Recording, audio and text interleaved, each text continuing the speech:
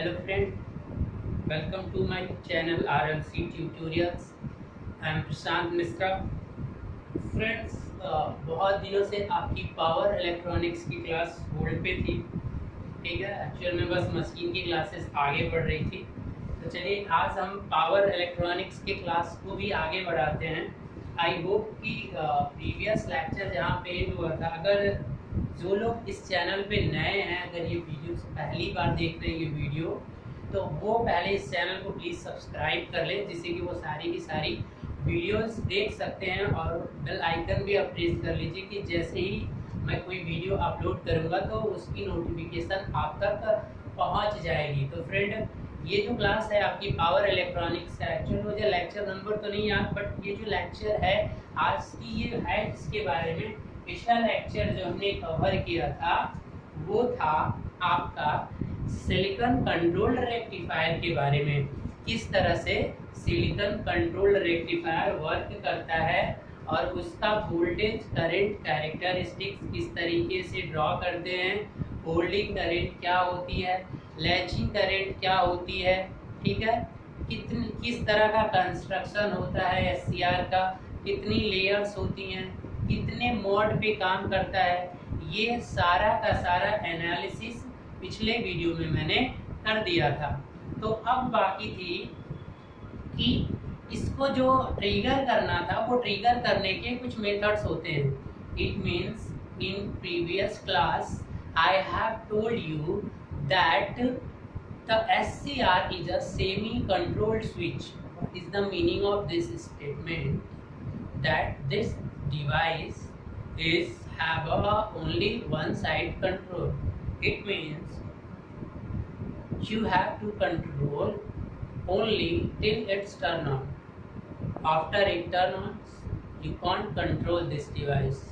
So this device is known as the semi-controlled device. So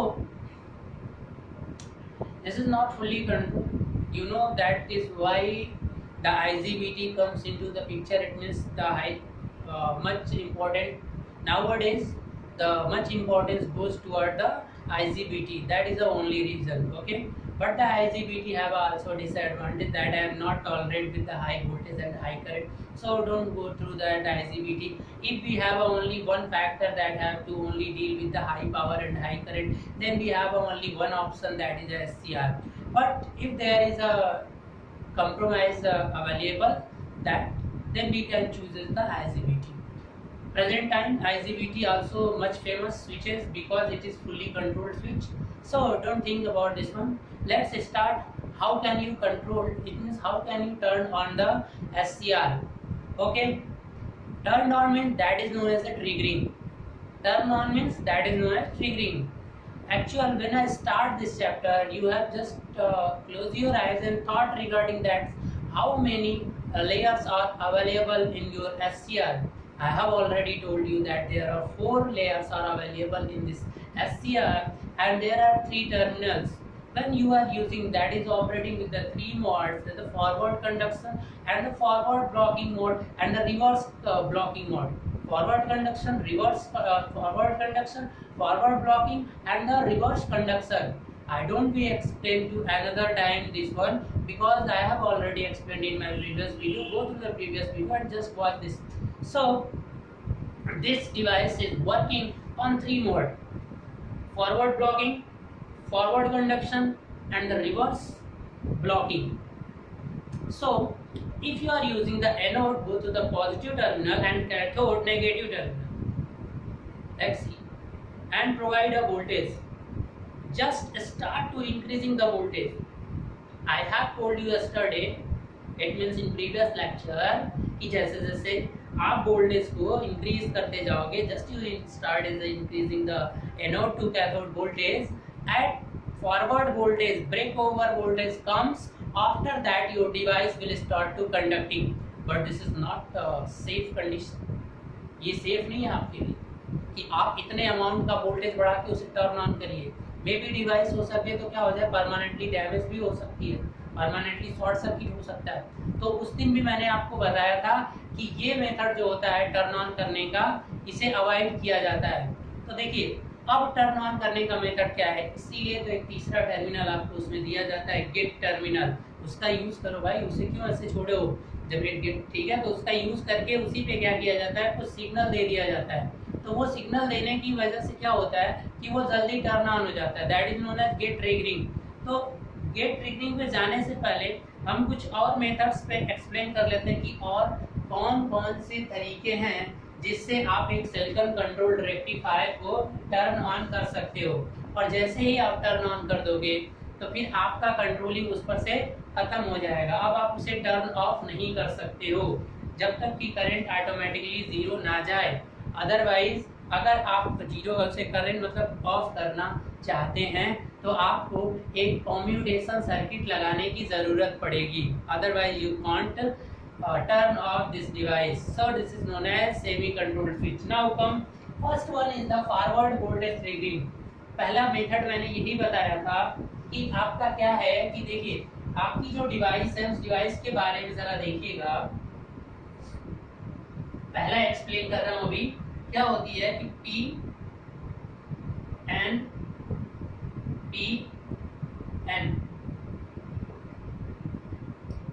ठीक है, और यहाँ पे आपका क्या होता है, ये गेट टर्मिनल होता है, ये आपका कैथोड टर्मिनल होता है, और यहाँ पे क्या होती है, एनोड टर्मिनल। यहाँ पे और यहाँ पे इसका आप यूज मत करिए, इसके वोल्टेज को बढ़ाते जाइए। जैसे ही यहाँ पे आपने पॉजिटिव दिया, यहाँ पे आपने क्या दिया, नेगेटिव दिया।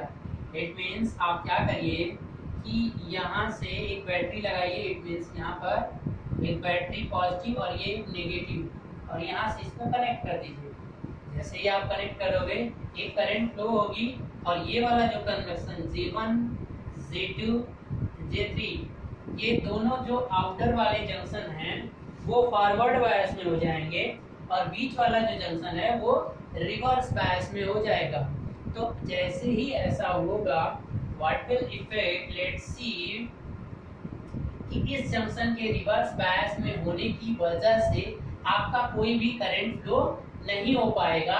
लेकिन अगर आप इसे कॉन्टिन्यूअस इंक्रीज करते जाइए, इंक्रीज करिए, फिर इंक्रीज करिए और इंक्रीज करिए, यानी ये वोल्टेज, तो एक वोल्टेज ऐसा आएगा कि ये डिवाइस क्या हो जाएगी, टर्न ऑन हो जाएगी। But this type of turn on method avoided because device may be damages. Okay, there are possibilities to be damaged. और इतना ज़्यादा अमाउंट आप कहाँ से लाओगे, और इतना ज़्यादा अमाउंट आप वोल्टेज अगर अप्लाई करो तो उसके अकॉर्डिंग इंसुलेशन भी सर्किट की चेंज करनी पड़ेगी। So it's not a safe procedure to turn on the device. Now come to the second, dV by dt triggering. dV by dt triggering, what is this one? See the concept.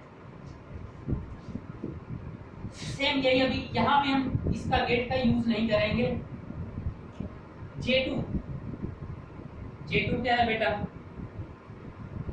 Reverse. J2 आपका किसमें है, reverse bias में। तो J2 जब reverse bias में है तो आपको याद होगा कि कोई भी एक सिंगल लेयर, मानिए ना ये सारी की सारी छोड़ दीजिए, एक पीएन जंक्शन डायोड के बारे में आ जाइए। अगर एक पीएन जंक्शन डायोड की अगर बात कर लो, सपोज दैट कि ये P और ये क्या है N, तो अगर जैसे ही ये रिवर्स बायस में जोड़ा जाता है और ये जैसे ही क्या हो जाता है रिवर्स कंडीशन में, तो यहाँ पे एक कैपेसिटर बनता है जिसे क्या बोलते हैं, ट्रांजिशन कैपेसिटेंस। ठीक है, जब कोई भी आपका पीएन जंक्शन डायोड अगर फॉरवर्ड बायस में होता है तो वहाँ भी एक कैपेसिटेंस बनता है, that capacitance is known as diffusion capacitance. And when a PN junction diode is in reverse bias condition, it means anode negative and cathode is positive, then the junction becomes, the depletion layer expanded, and so it behaves like a variable capacitance, and that capacitance is known as transition capacitance. So this one J2 reverse bias and behaves as a capacitor. We have as a capacitor. Now see this one कि अगर एक capacitor की तरह ये behave कर रहा है तो इसमें कुछ करंट वो भी मान लीजिए कि वो IC है, तो अगर वो IC है तो इसके पास जो वोल्टेज है उसमें रिलेशन क्या होता है, जरा रिलेशन कोई भी बता दीजिए आप। ठीक है, रिलेशन क्या होता है, अगर हम रिलेशन की बात करें तो आपका क्या होता है कि जो ये आईसी कैपेसिटर के थ्रू जो करंट जाएगी वो होती क्या है कि सी, जो ये सी जे जंक्शन कैपेसिटेंस, इसको हम ट्रांजिशन कैपेसिटेंस भी कहते हैं, we have as a capacitor, ये तो हो गया था सी जे, और फिर क्या हो जाएगा डीवी बाई डी, जो इसके अक्रॉस वोल्टेज लगेगा, समझ में आ रही है, जो इसके अक्रॉस वोल्टेज होगा वो, तो ये चलिए आई होप कि समझ में आ गया होगा कि ये जो बीच वाला जंक्शन था ये रिवर्स बायस की तरह काम कर रहा था। तो रिवर्स बायस में जब भी कोई रिवर्स बायस होता है कोई जंक्शन, तो वहां पे एक कैपेसिटर प्रोड्यूस होता है, उस इंड्यूस्ड कैपेसिटर का नाम होता है ट्रांजिशन कैपेसिटेंस। और किसी भी कैपेसिटेंस में जो करंट फ्लो होती है वो होती है सीजे डीवी बाई डी, आपने ये भी पढ़ा होगा, करंट थ्रू अ कैपेसिटर। तो अगर एक बात बताइए कि ये करंट अगर इंक्रीज करना है तो अगर हम किसी तरीके से dV बाई dt को हाई कर दें, मतलब इसकी वैल्यू को बढ़ा दें, तो ये करंट ऑटोमेटिकली बहुत ज्यादा हो जाएगा। ऑब्वियसली करंट भी तो फ्लो कराना है इससे। अभी मान लो ये करंट बहुत कम था, इस करंट को थोड़ा सा ज्यादा कर देंगे तो ये करंट फ्लो होने लगेगी। तो अगर आप dV बाई dt को अगर हाई कर देते हो, तो अगर dV बाई dt बेटा हाई हो जाता है तो इस कंडीशन में भी आप इस डिवाइस को बहुत आसानी से टर्न ऑन कर सकते हैं। ठीक है, ठीक है, करंट जैसे हो जाएगा टर्न ऑन हो जाएगा। But this method also not preferred, क्योंकि हाई डीवी बाई डी मतलब जो वोल्टेज वहां पे अप्लाई होगा वो टाइम के स्पीड में बहुत फास्ट होगा। तो इससे भी क्या हो सकता है कि कभी कभी डिवाइस के डैमेज होने की प्रोबेबिलिटी हो सकती है। अगर डिवाइस को बचाना है तो आप वैसे भी तो स्नबर सर्किट लगाते हो, तो इस डिवाइस में भी एक एक्स्ट्रा स्नबर सर्किट लगाना पड़ेगा, so it may be increases the cost. So this is not an another effective method, यानी ये dV बाई dt को इंक्रीज करके ये एक प्रकार से वोल्टेज को बढ़ाने का ही तरीका है। इससे भी आप एक करेक्ट टर्न ऑन नहीं कर सकते हैं। ठीक है, चलिए टर्न ऑन हो जाएगा, कभी कभी यूज होता है इसका भी, डिपेंडिंग कहाँ पे आपको एप्लीकेशन करना है। ये सारे के सारे मेथड यूज कर सकते हो, ऐसा नहीं है, बट कहाँ पे आप यूज कर रहे हो, किस कंडीशन में, क्या वहाँ पे सप्लाई है, कितनी पावर है, उस बहुत सारे फैक्टर्स डिपेंड करते हैं। चलिए, तो आई होप कि ये दो चीजें तो समझ में आ गई होंगी। अब हम आपकी बात करते हैं नेक्स्ट।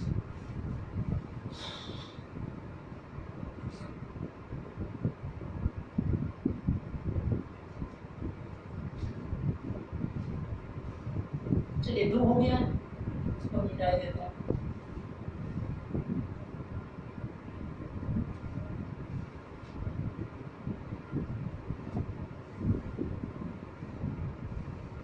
अब हम बात करते हैं लाइट ट्रिगरिंग की। जरा इसके बारे में गौर करिएगा। लाइट ट्रिगरिंग का आप देखिए, ये आपका क्या है, डिवाइस है PNPN, ये नोड कैथोड और यहाँ पे आपका गेट है। आप क्या करिए कि इस गेट वाले पे क्या करिए, लाइट को इंसिडेंट करिए। जो गेट वाला जंक्शन है, इस जंक्शन पे आप क्या करिए, लाइट को इंसिडेंट करिए, यानी पी वाले मटेरियल पे। तो क्या होगा कि जैसे ही कोई लेजर या लाइट अगर उस पे इंसिडेंट करोगे तो क्या होता क्या है कि वहां से इलेक्ट्रॉन्स क्या हो जाएंगे, उसके इलेक्ट्रॉन्स और होल्स क्या होते हैं, उत्पन्न होने लगेंगे। ठीक है, यानी उसमें किसी बॉम्बर्ड करिए आप लाइट का, तो लाइट के पास हीट एनर्जी आएगी, तो उस हीट एनर्जी की वजह से कुछ कोवैलेंट बॉन्ड्स टूटते हैं, और कोवैलेंट बॉन्ड्स टूटने की वजह से इलेक्ट्रॉन्स और होल्स दोनों पेयर में क्या होंगे, वहां से डेवलप्ड होंगे, और ऐसा होने की वजह से जो कंडक्शन एरिया होगा वो इंक्रीज हो जाएगा, और आसानी से आपकी डिवाइस क्या हो जाएगी, टर्न ऑन हो जाएगी। तो ये भी एक आपकी प्रोसीजर है। देखिए, अब इसकी प्रोसीजर मतलब लेजर लाइट से आप कर सकते हो। एक्चुअल में लाइट कहाँ, लाइट यूज होगी आपकी, ठीक है, लेजर लाइट आप यूज कर लोगे, कोई भी रेडिएशन चाहिए सिंपली। और कि बेसिकली यूज कहाँ पे होता है, मैं इसके एप्लीकेशन की बात कर दूं तो ये एप्लीकेशन होता है आपका इन HVDC high voltage DC transmission जो होता है, उसमें आपके बहुत सारे थायरिस्टर सीरीज और पैरेलल में लगे होते हैं। तो कभी भी सीरीज में या तो पैरेलल में एक स्प्रिंग बने हो थायरिस्टर के, बहुत सारे थायरिस्टर्स लगे हों, क्यों लगाए जाते हैं भाई, बहुत सारे लोड यानी लोड को शेयर करना होगा तो एक अकेला थायरिस्टर नहीं कर पाता है, इसलिए so you are using the string of the SCRs. When you are using the string of the SCR, you have must go through the trigger all the SCR at the same time. Okay, so at that time the laser, it means the light triggering or beneficial. Okay, and it also economical. Okay, so you can use this type of turn on methods in SCR in your HVDC stations. Remember that point, in your HVDC stations all the SCRs trigger should be the same time, so we are using this type of triggering.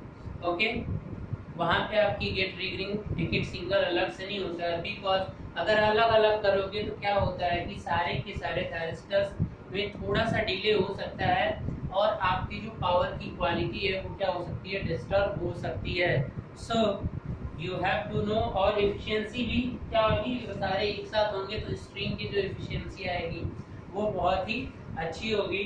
तो आप इसे याद रखना कि इसके application कहाँ पे होते हैं। अब चलिए हम मोस्ट इम्पॉर्टेंट बात करते हैं किसकी, आपके गेट ट्रिगरिंग मेथड की।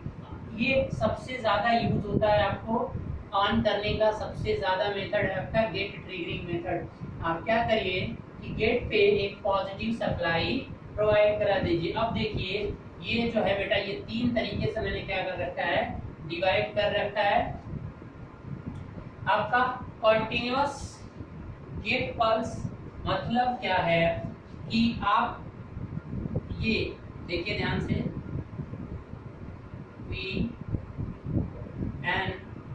PN ये पॉजिटिव नेगेटिव वो देख लीजिएगा। ये आपका क्या है, एनोड, और ये क्या है, कैथोड। यहाँ भी है, यहाँ आप सप्लाई लीजिए, इस पे क्या करिए आप सप्लाई दे दीजिए, और यहाँ पे आप क्या करते हो, पॉजिटिव और नेगेटिव सप्लाई। कुछ इस तरह की अगर सप्लाई आप प्रोवाइड करा देते हो तो आपका क्या हो जाएगा, ये डिवाइस टर्न ऑन हो जाएगी। मतलब आपको क्या करना है कि गेट पे भी आपको, क्योंकि इस तरह से नहीं प्रोवाइड किया जाता है, बहुत सारे एक सिस्टमेटिक वे होता है। अब इस तरह से बनाने से बेटर है कि आप क्या करिए कि थायरिस्टर का सिंबल बना लो बेटा। क्या करना है कि थायरिस्टर का सिंबल बनाइए, और यहाँ पे गेट होता है। अगर यहीं पे लाइट में दिखा दूं तो ये हो गया लाइट एक्टिवेटेड, तो लाइट एक्टिवेटेड तो करना नहीं है। आप इसको क्या करिए कि ये मान लो इधर गेट है, ये गेट टर्मिनल है, ये एनोड है और ये कैथोड है, तो सिंबल इतना बनाने की जरूरत नहीं होती है। सिंबल बनाइए और इनके बीच में क्या कर देना होता है, एक वोल्टेज अप्लाई कर देनी होती है। अब ये वोल्टेज अप्लाई करते समय कुछ और भी फैक्टर्स होते हैं जो कि गेट सर्किट को प्रोटेक्ट करने के लिए जरूरत होते हैं, अभी हम आगे देखेंगे। तो फिलहाल इस तरीके से होता है। ऐसा करने से क्या होगा कि ये अमाउंट फिक्स करने से, ये पॉजिटिव से ये, तो इसमें जो होगा कुछ कंडक्शन एरिया जो होगी, इसमें करंट के जाने की वजह से उसका कंडक्शन एरिया डेवलप होगा, और जैसे ही थोड़ा सा डेवलप होके बस वो इनहैंस कर दिया, तो इधर से ऑलरेडी इलेक्ट्रॉन आने की कोशिश कर रहे हैं, तो ये कंडक्शन एरिया उसके बाद बहुत तेजी से फैल जाता है और फिर इलेक्ट्रॉन्स का आवागमन क्या हो जाता है, शुरू हो जाता है। It means if you have to provided a small amount of positive signal on the gate, then you can turn on the device. Now continuous gate pulse, अब इन तीनों में थोड़ा सा हमें समझना है कि क्या इस गेट पल्स की जरूरत क्या है। मान लीजिए क्या ये हमेशा प्रोवाइड करना है, नहीं भाई।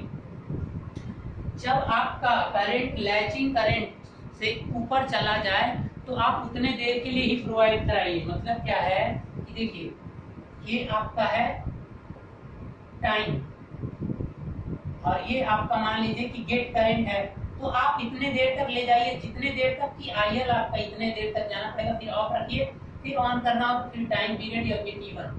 तो इस वाले जो कॉन्टिन्यूअस गेट सिग्नल होता है, इसमें क्या होता है कि लगभग आप T1 जो रखता है वो 100 माइक्रोसेकंड से अधिक होता है, ठीक है, क्योंकि इसमें जो एम्पलीट्यूड होता है वो आप कम रखने की कोशिश करते हो। So if you are using the less amount of the amplitude of that current, then you have to require more time Okay, time period of that signal. It means the turn on time of that signal should be large. Now think, and after that, if you are continuous providing that signal, that are the totally best. It means once the current goes beyond the what latching current, then it's on. After that, get have no control. So why are you providing another signal? When it turn on, that remove that signal. That's okay. Okay. But in this type of method, that T1 is this width is greater than the 100 microsecond in this period. If you are calculating, this one is 100 microseconds. Okay. What is the effect of this one? If you are using to reduce this pulse width, then you go through the another method of get reading, that is the pulse gate signal. You are providing the pulse. Okay, what is a pulse? It means the square waves. You don't doing this one. You just take a square wave like a pulse. It means square pulse. Just you are using. Don't use this type of signal. Just using another type of signal. Gate है देखिए मैं बता रहा हूँ यहाँ पे मैं मिटा देता हूँ सारे के सारे चलिए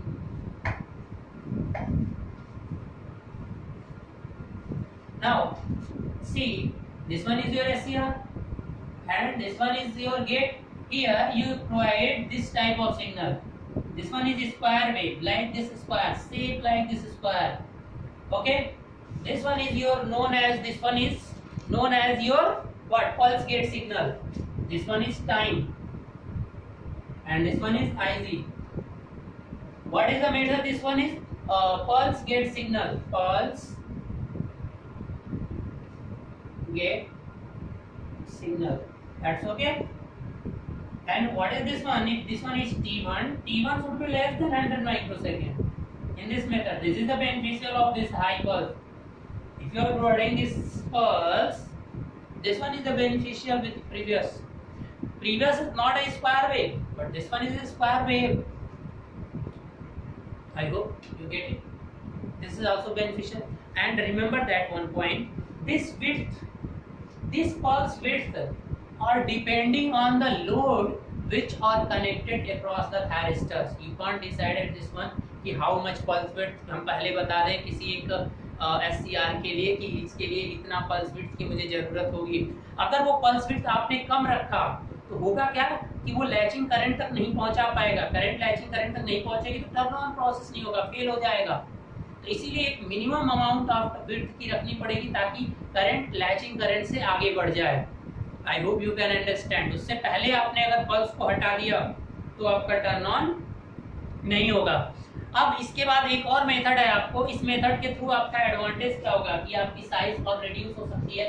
या एक और यहाँ पे गेट सिग्नल कुछ इस तरीके का दे सकते हो. जरा सा ध्यान दीजिएगा. हाई पल्स फ्रीक्वेंसी बहुत हाई रखिए कुछ इस तरह से. जो ये था उसको इतने पार्ट में डिवाइड करके हाई पल्स की फ्रीक्वेंसी दीजिए. ठीक है. तो इस तरह का भी पल्स यहाँ पे प्रोवाइड किया जा सकता है. तो इससे हमें बेनिफिट्स. इसका नाम क्या होगा? High frequency gate pulse.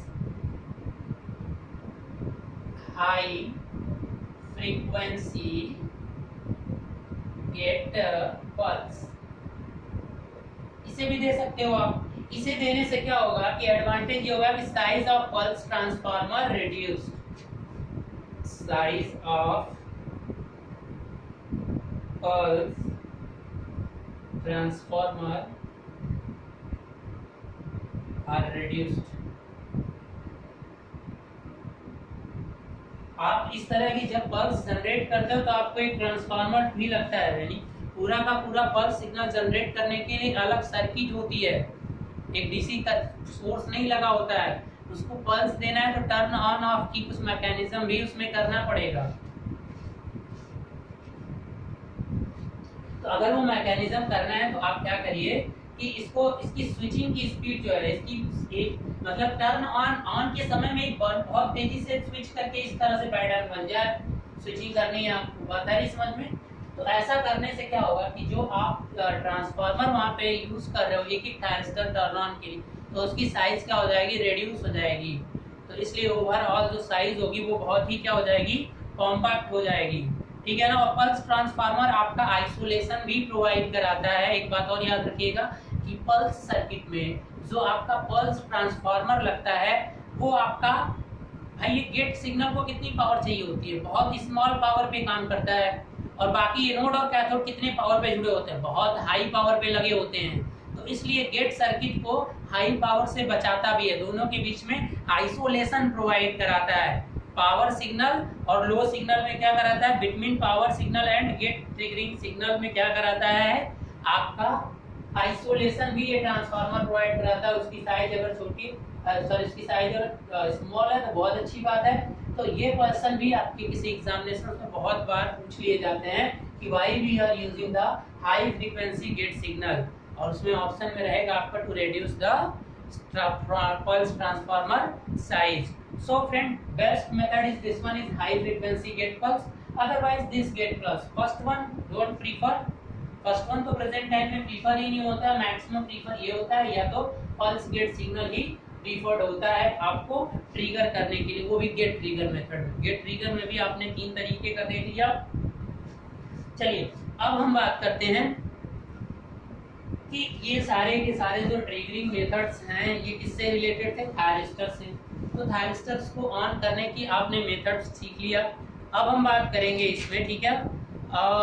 चलिए थायरिस्टर्स चल रहा है, यानी थायरिस्टर्स के VI कैरेक्टरिस्टिक्स हो चुके हैं। अब हम थायरिस्टर्स के टर्न ऑन और टर्न ऑफ को देखेंगे, ठीक है। यानी अब अगले लेक्चर में आपको देखेंगे कि किस तरीके से एक डिवाइस इट मींस SCR को टर्न ऑन करेंगे, और जब हम टर्न ऑफ करेंगे तो वो किसका कैरेक्टर होगा, किस तरीके से वो टर्न ऑफ होगा, ठीक है। क्या क्या फिनोमिना उसमें होंगे, ठीक है गाइस। तो आई होप कि वीडियो आपको पसंद आई होगी। तो अगर पसंद आए तो प्लीज़ लाइक आप जरूर करिए इस वीडियोस को, और ज़्यादा से ज़्यादा लोगों तक शेयर करिए। अब ये स्टूडेंट्स उनके लिए है जो कि इलेक्ट्रॉनिक्स से हैं, इलेक्ट्रॉनिक्स के सिलेबस में भी पावर इलेक्ट्रॉनिक्स का कुछ पार्ट है, तो ये इलेक्ट्रिकल नहीं इलेक्ट्रॉनिक्स के लिए भी ये सब्जेक्ट इंपॉर्टेंट है, तो उन तक भी आप पढ़ाइए। और प्लीज़ आप ज़्यादा से ज़्यादा वीडियोस को शेयर करते रहिए फ्रेंड, इससे हमारा भी मनोबल क्या होगा, इंक्रीज करता रहेगा। और अगर आपको कोई भी एडवाइस या कोई भी अगर कुछ ऐसा लग रहा है जो कि चीज़ें जहाँ पे अच्छी तरीके से नहीं समझ में आई है या वहाँ पे कुछ और तरीका, तो आप प्लीज़ कमेंट करिए। अगर आप कमेंट करेंगे तो तभी मैं अपनी सारी चीज़ों को इम्प्रूवमेंट कर सकता हूँ, ठीक है guys. I hope you can understand. Thank you.